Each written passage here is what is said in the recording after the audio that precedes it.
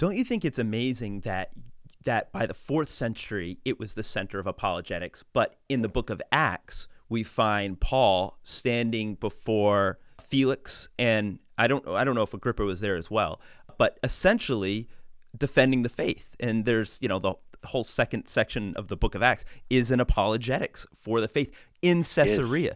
Yes. That's a very interesting connection, and he was there for 3 years. That's right. Very I odd. think the other man that was there was Festus.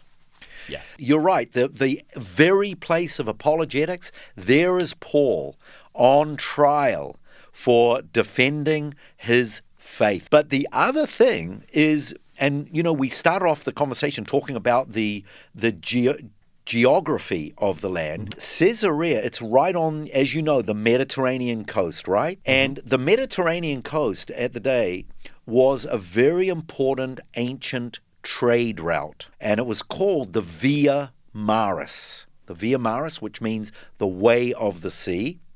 And it was the number one biggest trade route. Of course, just like today, if you control the airports and the seaports, money. And by the way, this is why Herod actually builds the city of Caesarea.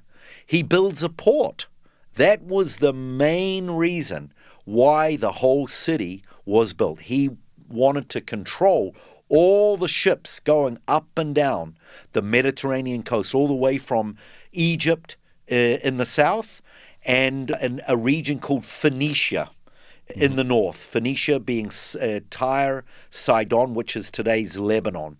And every ship that went up and down that coast, he charged a taxation. So it was a great way of him making money there. In fact, the ancient historian Josephus Flavius, when he talks and describes that port, he said that it could host up to 700 ships. That's how large that port was. So that sounds like a lot of money. So a great economic, political move on Herod's behalf. The point is that location on that trade route was really an axis where people like Philip, we read also in the latter chapters of the book of Acts, he actually, from Caesarea, he took the gospel out to the Mediterranean.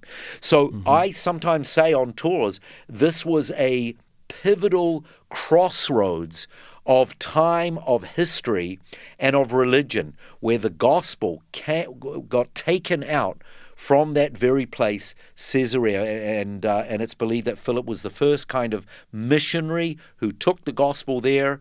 Of course, you've got the story also of Cornelius, the first Gentile who became a believer that we know of.